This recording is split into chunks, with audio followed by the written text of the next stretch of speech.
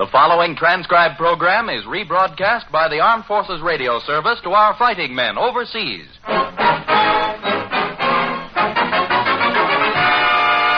Goodyear presents The Roy Rogers Show. Friends, tonight as usual, Goodyear brings you Roy Rogers. But because of the great news we've all been hearing, we want you to know that we will interrupt this program instantly for any late news flashes. Meanwhile, you'll hear Bob Nolan and the Sons of the Pioneers, Pat Friday, the Farr Brothers, Perry Botkin's Orchestra. Goodyear's guest tonight, motion picture villain Porter Hall. And now, the greatest name in rubber, Goodyear, invites you to meet America's greatest Western star, Roy Rogers.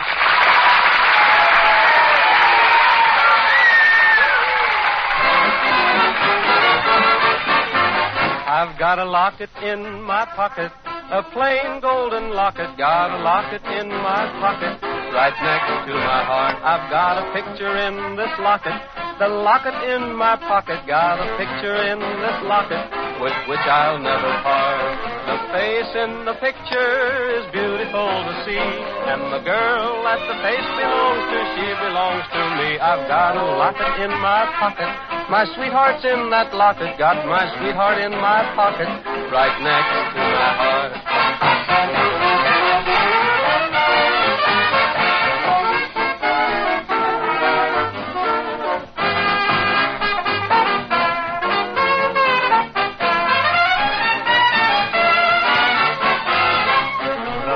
In the picture is beautiful to see, and the girl that the face belongs to, she belongs to me. I've got a locket in my pocket, my sweetheart's in that locket. Got my sweetheart in my pocket, right next to my heart, right next to my heart.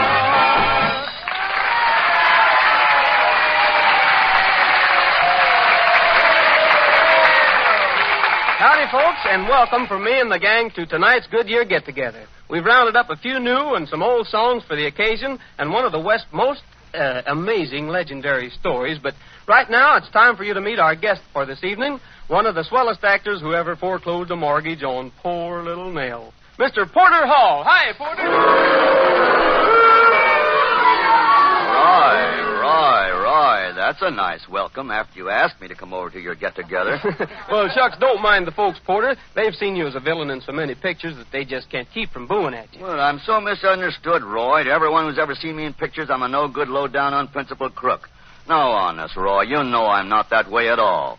Much. Porter, I'm surprised at you. Why, I think I'd much rather play your part than my own. The heavy in the picture, he always gets his own way, and you get most of the close-ups, you know, where you sneer and twirl your mustache and make everyone in the audience hiss at you. Well, that's the real trouble, Roy. I never know if they're hissing the character or the actor playing the part. Well, when Porter Hall is playing the part as a villain, it isn't the actor they're hissing, you can believe me. But just to give you a break, Porter, we've got a sketch for you to play in tonight about one of the West's most amazing characters. And just to prove that you're the star and the hero, I'm not even going to play in it. How's that? Well, that's what I call really being a hero. Giving a whole story to a screen bad man. But what are you going to do, Roy? Well, first of all, Porter, I'm going to keep an eye on you and make sure you don't forget yourself and steal the ranch. Then I'm going to just sort of keep the get-together moving, like now when I call on the Sons of the Pioneers to dedicate a song to you.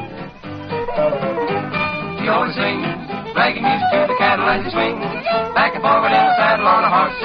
That is syncopated gait, there's such a funny meter to the roar of his beat or how they run. When they hear the fellow's gun, because the Western folks all know he's a highfalutin, scootin', shooting son of a gun from Arizona, ragtime cowboy Joe.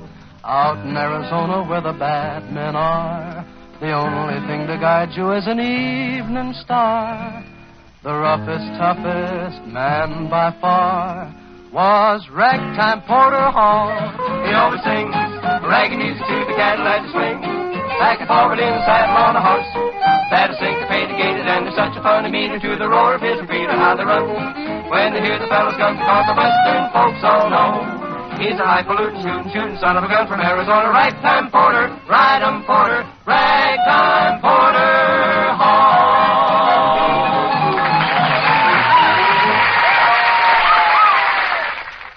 Today, when congratulations are being offered all over the world to the millions who worked and fought for victory in Europe, Goodyear would also like to propose a toast. A toast of its own and to its own. A toast to the 24,783 of its men and women in the armed forces. It's well done to those in Europe. It's good luck to those in the Pacific. And here's a toast, too, to the 100,000 Goodyear employees at home who, with their war work, have contributed and are continuing to contribute to final victory. To them, good work, and let's keep punching hard till the Japs get theirs.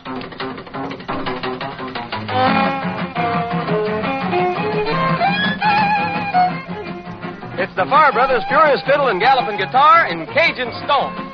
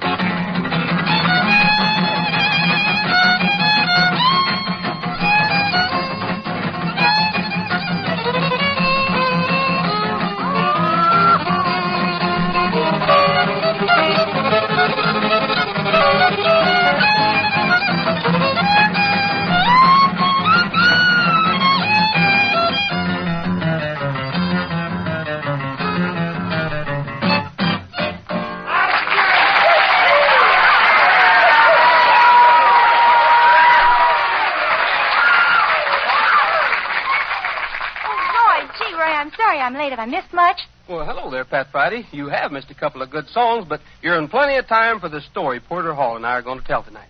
Porter Hall? Do I know him? Are you my Uncle Everett? Yes, every Friday.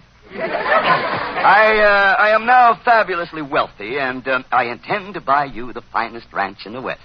Oh, but I already have a ranch. Oh, you have? As if I didn't know.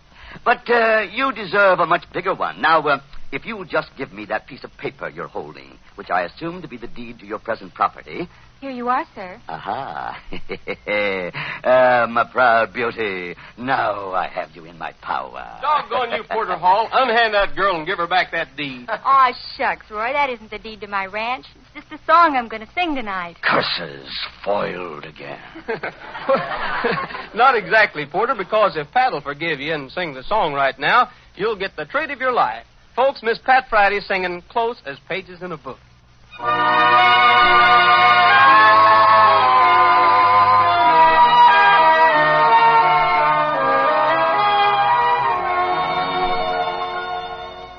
We'll be close as pages in a book, my love and I. So close we could share a single look, share every sigh.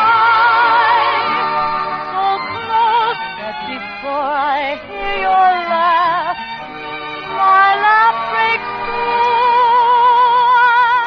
And when a tear starts to appear, my eyes grow misty true. Our dreams won't come tumbling to the ground.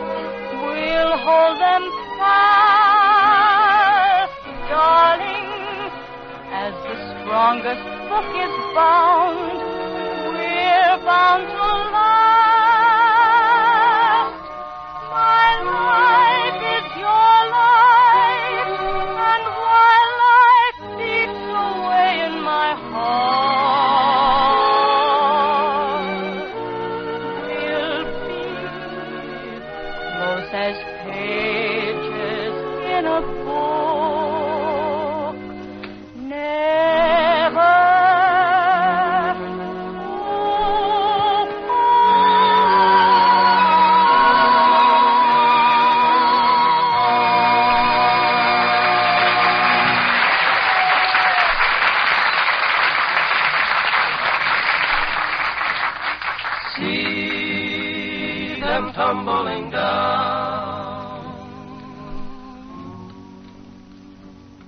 know, you hear a lot about a cowman's pony, but there's another little animal. I guess the West would never have been made without him.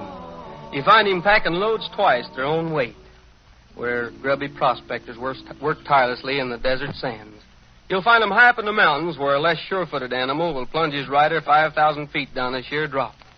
Oh, maybe their voices aren't as musical as a cowhand's song as he sings and quiets his herd, but I've yet to see the true Westerner who didn't cuss them and love them. The gentle, sure-footed, little braying burro.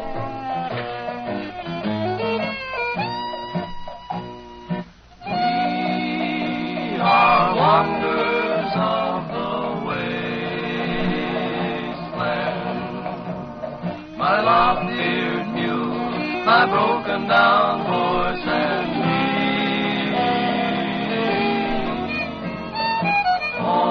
Always traveling, going nowhere. Across the plains and over the hills go we.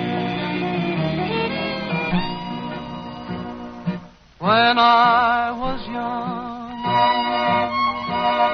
I used to be a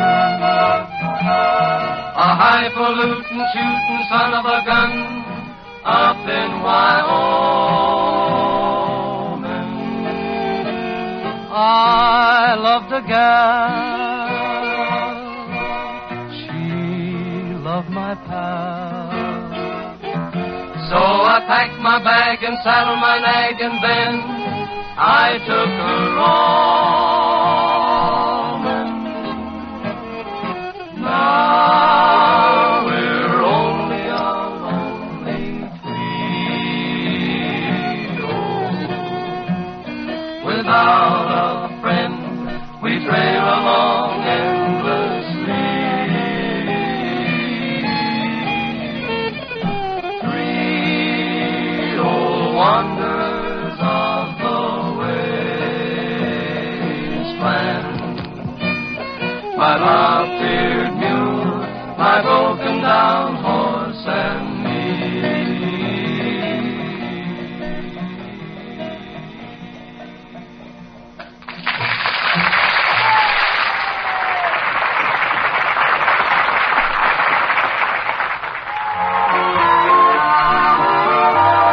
Now it's Roy Rogers, the king of the cowboys, in a new Western ballad, Don't Blame It All on Me. If our love should fade like a cold winter's day, don't blame it all on me. Their true love has flown, might have known, friends will say. Don't blame it all on me. There was a time, dear, when we were so gay. I heard you say, I love only you. Someday with the dawn, all our love may be gone, but don't blame it all on me. For after all, dear, I too have a heart. You have it now, don't break it apart. Someday our romance may break up just by chance, but don't blame it all on me.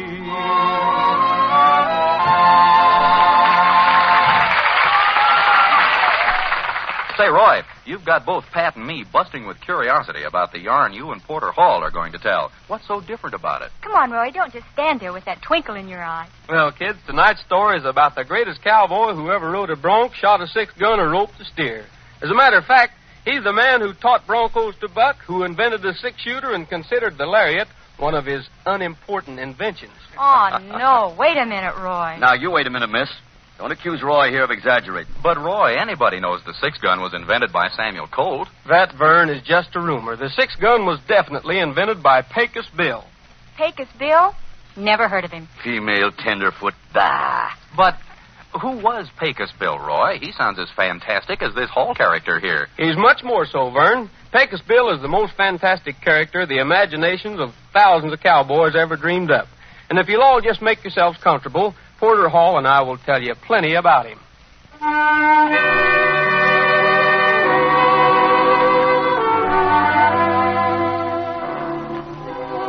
Now, I'm not saying that Pecos Bill is dead even today. To be honest, I don't know if Bill was ever born. They say he was born in Texas, and he was quite a baby. Weighed 73 pounds and stood more than 4 feet tall. He got lost out on the prairie one day and didn't have anybody to play with, so Bill wound up living and playing with the coyotes.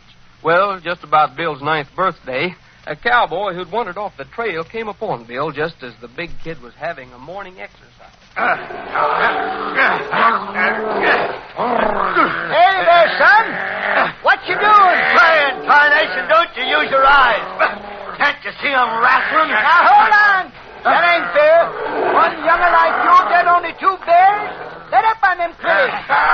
Well, I don't like to be picking on somebody who ain't my own size, but shucks, there ain't more than 2 bears left around these parts.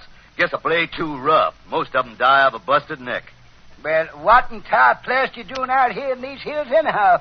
Running around shameless like that with no stitch of clothes on your body. Clothes? Don't you know us coyotes don't wear no clothes? You been chewing loco weed, youngster? You ain't no coyote. You're a human being. I ain't no human being. I'm a regular natural-born coyote. Don't I live with them varmints? Don't I talk to them? Don't I howl like them? Ain't I got fleas? Now, looky here, Button. There ain't no proof you're a varmint. Why, sakes alive, ain't a human being in these parts that don't howl and ain't got fleas. Well, don't you call me no human being. Well, that's what you are. Look, ain't every varmint you ever see's got a tail? Now, ain't they? Why, sure, all varmints got tails. That's natural. Darn tootin' it is. Then if you're a varmint, where's your tail? Well? Well, Dod blast it to lightning. You're right. I ain't got no tail. Of course you ain't. So you see, son, you're not a varmint at all. You're a human being. I don't want to be no human being. I don't want to be no human being. Now, looky here, fella. You is a human being. And it's my duty as another human being to take you back to civilization.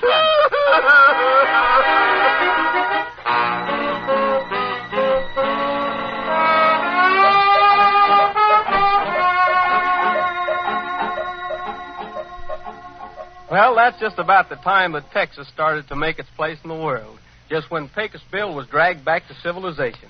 What with eating regular, Bill started to grow. And inside of a year, Bill was more than 8 feet tall and weighed better than a half a ton. But Bill was lazy and hated to work. But, Roy, what kind of work did Pecos Bill do? Almost any kind of ranching, Pat. Roping, branding, and, well, you know, when he'd do the branding, he'd do it with his bare hands. He'd just grab a yearling, tuck it under his arm, and stuff his ears up so he wouldn't hear the calves bawling. You know, Bill was kind of a soft-hearted cuss. You mean he wasn't tough, Roy? He wasn't a bad man? A bad man? Pat, Pecos Bill was so bad that he killed off everybody in his part of Texas that had enough spunk to stand up to him. Then he got so tired of the peace and quiet that he finally started heading west. Well, he finally run into an old fella and stopped his horse. Howdy, stranger.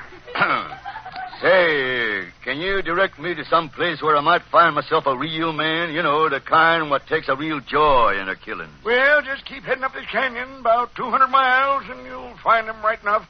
Yes, sir, you sure will. Oh, thanks, old-timer. Pecos Bill is much obliged to you. Did you say Pecos Bill? Yes, sir, you did. Pecos Bill's my name. Upper and daisies, I gotta get out of here. Get it there.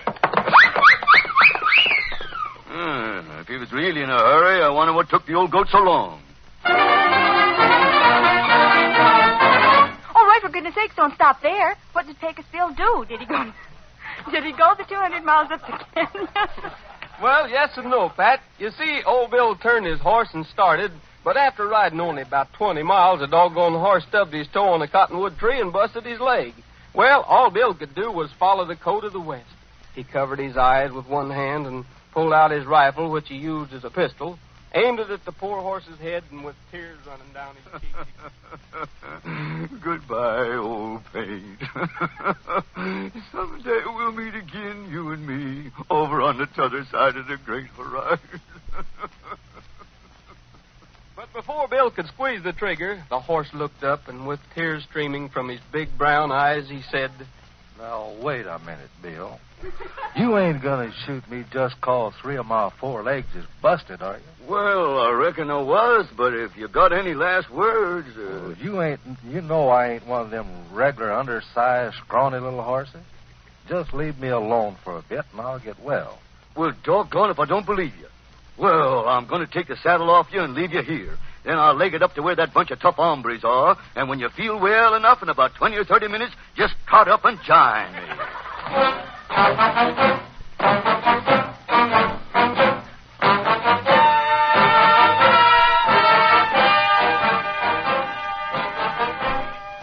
Well, I hadn't gone 2 miles further, saddle over one arm, when I spot a little rattlesnake no more than 18 feet long. So I put down the saddle, and I reached out and I grabbed the sneaking sidewinder, and after cuffing him good fashion a few times, the snake told me he'd give up.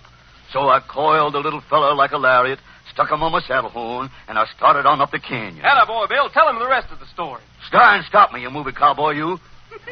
Well, a little piece further up the road, a catamount jumped me. A what? A catamount, a mountain lion. Don't you know nothing? Anyway, he knocked me to the ground, and that made me sore. Don't gun you, got a big gun. Cut me up like that. Take that. Hey, No. Quit, Bill. Quit. Can't you take a joke?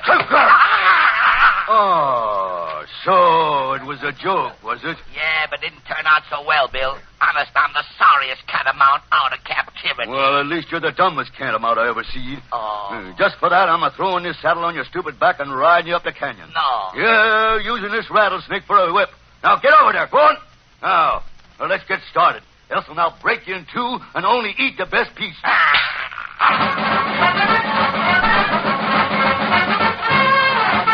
Well, as soon as Bill got the saddle... Hey, just a minute, Roy. That's a fib. How come the horse and the catamount actually talked to Pecos Bill, and Bill answered them? Well, heavens to Betsy, Pat. Wasn't the lad brought up with coyotes? Why, shucks, he had more trouble talking straight Texan than he did chewing the rag with them varmints. What happened then, Bill? Well, I rid into the camp where all them hard-bitten owl hoots was sitting around eating chow. So I hauled up my catamount, and I walked over to the cook pots, and I looked in. Yeah. What's this? Beans. Nothing but 6 quarts left. Well, I'll start on those. Well, ain't so bad. But they make me thirsty. Give me that coffee pot. Look out, stranger. That pot is a-boiling. Shut up! There. Now, someone hand me that porcupine to wipe my mouth on, and we get down to business. What is your business, partner? Who's boss of this gang? That's what I want to know. Who's boss around here? Stranger I was, but you be.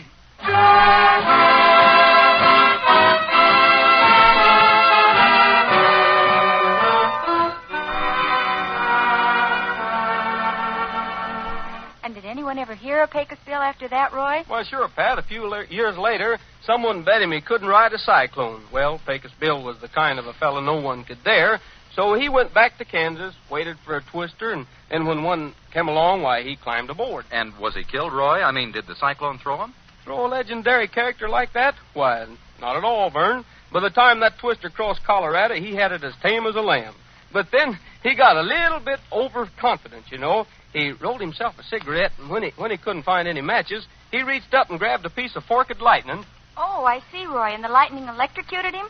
Shucks, no, Pat, but it tickled him and got him to laughing so much he didn't look where he was going, so he slipped off the cyclone and dropped 97 miles to Earth. Oh, Roy, that doesn't seem possible. But it happened, Vern. And where Bill landed, he weighed so much and fell so far that he knocked the Earth 150 feet below sea level. Folks called the place where he landed Death Valley, because they figured he'd never survive such a bump. Fact is, I was surprised as you were when Pecos Bill walked in here tonight.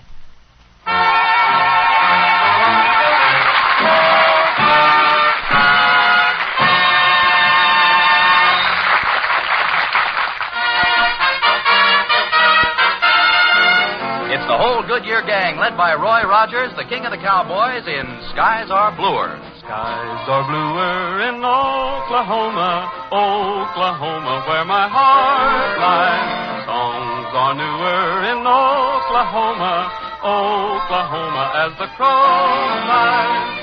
That's where the yellow corn is brighter and cotton's whiter than snow. Just listen to the wheat a-swaying. It sounds like it's saying hello. Bells are ringing and voices singing. Oil is gushing and the folks are rushing out to Oklahoma, USA. Times are bluer in Oklahoma, Oklahoma, where my heart lies. Songs are newer in Oklahoma, Oklahoma, as the crow flies. That's where the yellow corn is brighter and cotton's whiter than snow. Just listen to the wheat a-swaying. It sounds like it's saying hello. Bells are ringing and voices singing. Oil is gushing and the folks are rushing out to Oklahoma, USA.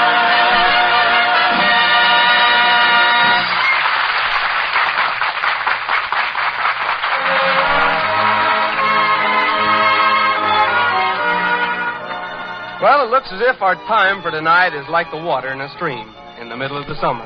It's all run out.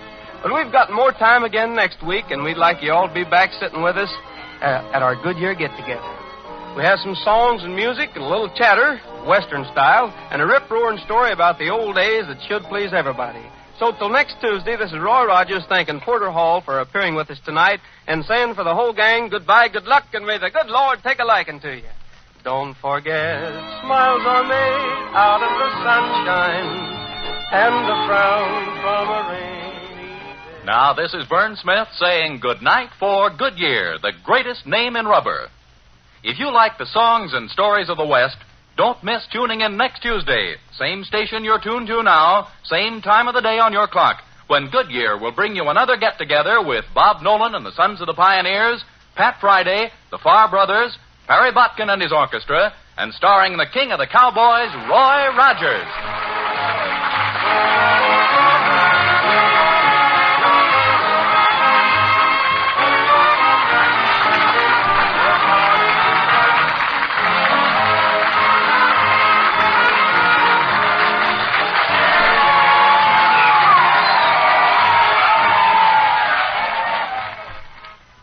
The Roy Rogers program was transcribed.